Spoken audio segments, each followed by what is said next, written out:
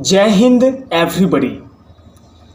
Students, आपके screen पर मेरे चैनल के कुछ ऑडियंस के कमेंट्स दिखाई दे रहे हैं जिनमें रिक्वेस्ट किया गया है कि सर डू और डस का प्रयोग कब, कहाँ, कैसे और किस पर्पस के लिए स्पोकन इंग्लिश में किया जाता है।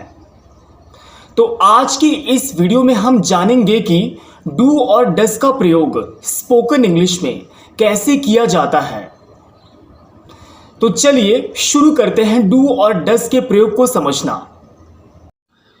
Students, do and does basically main verb के फर्स्ट एंड फिफ्थ फॉर्म्स हैं जिनका हिंदी मीनिंग होता है करना। स्टूडेंट्स, डू एंड डस के यूज को समझने से पहले हमें ये समझना होगा कि वर्ब क्या है, व्हाट इज अ वर्ब, और वर्ब के कितने फॉर्म्स होते हैं हमें यह भी समझना होगा। स्टूडेंट्स, वर्ब को हिंदी में क्रिया कहा जाता है जो बेसिकली एक्शन को इंडिकेट करता है, यानी किसी भी सेंटेंस का जो सब्जेक्ट होता है वो जो एक्शन करता है उसी एक्शन को हम वर्ब या क्रिया हिंदी में बोलते हैं। वर्ब के बेसिकली 5 डिफरेंट फॉर्म्स होते हैं। अब ये डिफरेंट 5 फॉर्म्स कौन कौन से होते हैं इन्हें हम समझेंगे विद एग्जाम्पल। स्टूडेंट्स, वर्ब का जो फर्स्ट फॉर्म होता है उसे आप present form of the verb भी बोलते हो, जो कि प्लूरल नंबर के साथ यूज किया जाता है। फॉर एग्जाम्पल डू, जो डू वर्ड है वो बेसिकली एक वर्ब है और ये वर्ब का फर्स्ट फॉर्म है। डू का सेकंड फॉर्म या फिर डू का पास्ट फॉर्म होगा डिड। डू का थर्ड फॉर्म यानी कि पास्ट पार्टिसिपल फॉर्म होगा डन। डू का fourth form of the verb जिसको आप present participle form of the verb भी बोलते हो, डूइंग होगा। और डू का फिफ्थ फॉर्म होगा डज। यानी कि आप देख सकते हो कि जो डू वर्ड है वो बेसिकली एक वर्ब है और वर्ब का फर्स्ट फॉर्म है। और इसी चार्ट में आप देख सकते हो कि डू का फिफ्थ फॉर्म होगा डज, यानी कि डू और डस बेसिकली मेन वर्ब्स के फर्स्ट एंड फिफ्थ फॉर्म्स हैं। अब हम बात करेंगे कि डू एंड डस का यूज़ कहाँ और कैसे किया जाता है। तो सबसे पहले हम बात करेंगे डू के बारे में। डू जो है यूज़ किया जाता है I, we, you and they के साथ। And I, we, you, they basically pronouns हैं। इसके अलावा डू का यूज़ किया जाता है प्लूरल नाउन के साथ। अब हम इसे एक एग्जाम्पल के थ्रू समझने का प्रयास करेंगे। Example number 1 is I do my homework every day, यानी मैं अपना गृह कार्य हर रोज करता हूँ।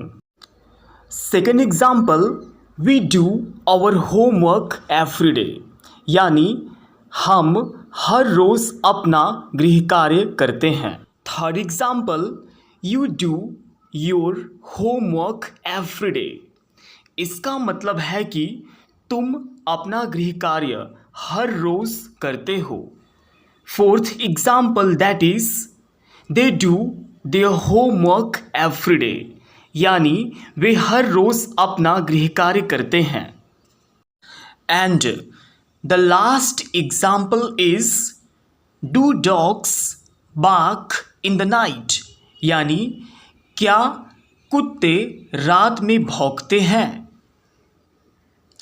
स्टूडेंट्स, इन सभी एग्जाम्पल्स में आपने नोटिस किया होगा कि डू का यूज़ किया गया है I, we, you, they and plural nouns के साथ, और प्रेजेंट इंडेफिनिट टेंस में सभी का यूज़ किया गया है। तो इससे हमें ये पता चलता है कि डू का यूज़ किया जाता है I, we, you, they plus plural nouns के साथ प्रेजेंट इंडेफिनिट टेंस में। इसके अलावा डू का यूज़ इंपरेटिव सेंटेंस में ऑर्डर, एडवाइस, रिक्वेस्ट और कमांड को एक्सप्रेस करने के लिए भी किया जाता है। For example, do your best, do it now. Do का नेगेटिव फॉर्म होता है don't. For example, I don't like you, यानी मैं तुम्हें पसंद नहीं करता हूँ। अब हम बात करेंगे डज के यूज़ के बारे में। स्टूडेंट्स, डज का use basically he, she, it, name plus singular nouns के साथ किया जाता है। For example, he does his best to score good marks in the exam, यानी वह परीक्षा में अच्छे अंक प्राप्त करने के लिए अपनी पूरी कोशिश करता है। Second example, she does her best to help the poor, यानी वह गरीबों की सहायता करने के लिए अपनी पूरी कोशिश करती है। Third example, it does not a matter, यानी यह मायने नहीं रखता है। And last example, that is Ramu does this work properly, यानी रामू यह कार्य अच्छी तरह से करता है। जैसे डू का नेगेटिव फॉर्म होता है डोंट या डू नॉट, ठीक वैसे ही डज का नेगेटिव फॉर्म होता है डजंट या does not. For example, Ramu does not help the poor, यानी रामू गरीब लोगों की सहायता नहीं करता है। स्टूडेंट्स, डू की तरह डज का यूज़ भी प्रेजेंट इंडेफिनिट टेंस में ही, शी, इट, नेम और सिंगुलर नाउन्स के साथ किया जाता है। One more thing I want to clarify that do और डज का यूज़ मेन वर्ब के रूप में किया जा सकता है सेंटेंस में। इसके अलावा हेल्पिंग वर्ब के रूप में भी किया जा सकता है। आपके स्क्रीन पर डू और डज से संबंधित कुछ इंग्लिश सेंटेंसेस हैं और इन सभी सेंटेंसेस में डू और डज का प्रयोग हेल्पिंग वर्ब के रूप में किया गया है और मेन वर्ब के रूप में किया गया है।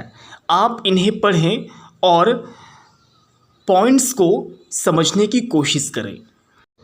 सो स्टूडेंट्स, आई होप कि आपको डू और डज का प्रयोग करना आ गया होगा। वीडियो अगर अच्छा लगा हो तो प्लीज़ चैनल को सब्सक्राइब करें, वीडियो को लाइक करें और शेयर करें। Thank you so much.